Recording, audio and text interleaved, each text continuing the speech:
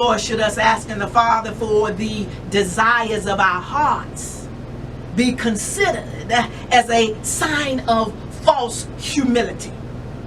Seeing as when our motives are right, as per James 4:3, in accordance with God's will, He will exalt us at the appropriate time, by not only giving us the desires of our hearts when we delight ourselves in Him, as per Psalms 37:4, but He will also give us way more than what we are asking Him for, as seen with Solomon in 1 Kings 3:9, when he prayed and asked the Lord for an understanding or hearing heart to judge His people and discern between good and bad, because it was to his faith-filled prayers of humility where God the Father in verses 12 through 14 of 1 Kings 3 said unto him, because thou hast asked this thing, and hast not asked for thyself long life, neither hast thou asked riches for thyself, nor hast asked the life of thine enemies, but hast asked for thyself understanding to discern judgment. Behold, God said, I have done according to thy words. Lo, I have given thee a wise and an understanding heart, so that there was none like thee before thee, neither after thee shall any arise like unto thee.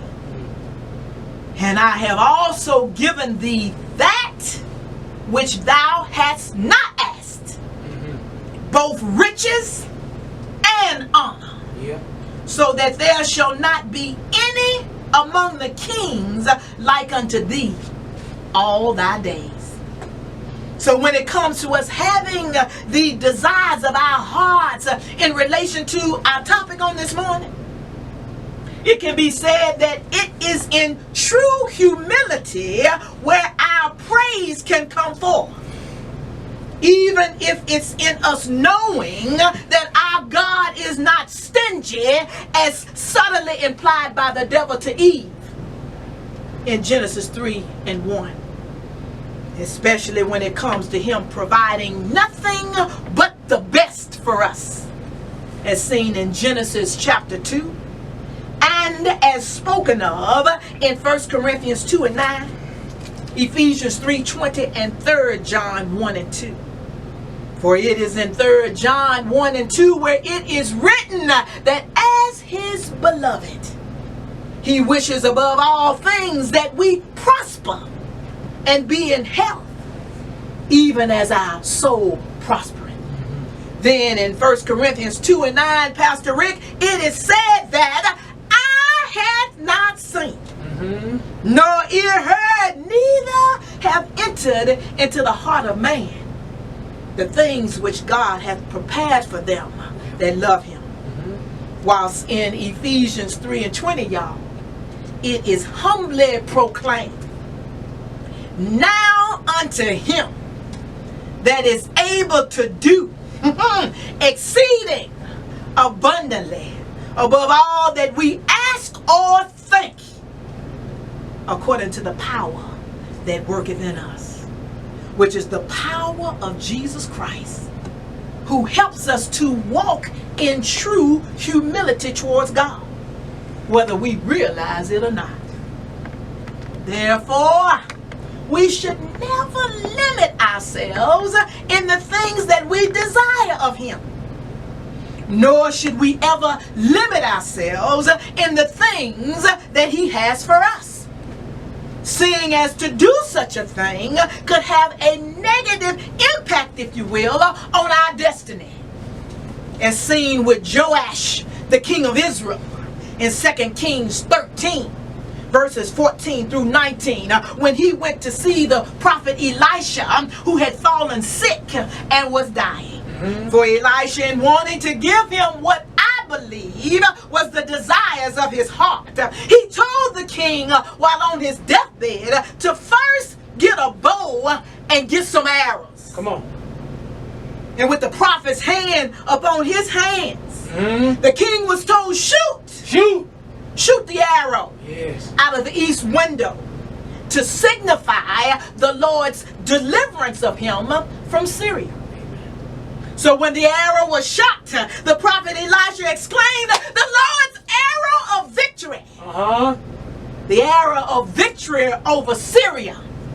For you will strike the Syrians in Aphek until you have destroyed them. Then secondly, the prophet Elisha told the king of Israel to take the same arrows and strike the ground. But with the unseen limits that the king had most likely placed upon himself, he only struck the ground 3 times, then stopped. Which is something that can happen to any of us when we can't see past ourselves in order to obtain the desires of our hearts by God's grace.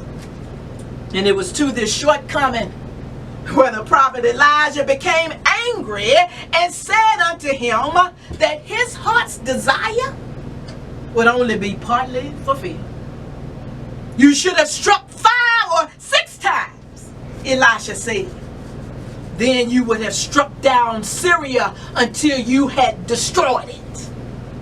But now, you shall strike Syria only 3 times.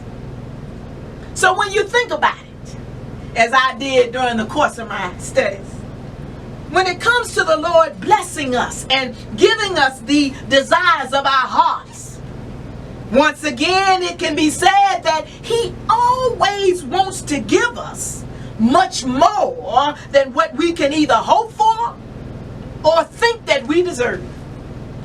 Particularly when we humble ourselves under His mighty hand in regards to sin. Just look at David, for instance. 2 Samuel 12 verses 7 through 8.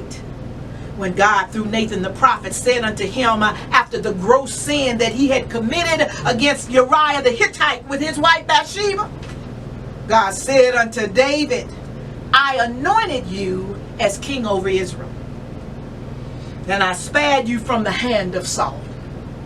I also gave you your master's house, and put your master's wives into your care and under your protection.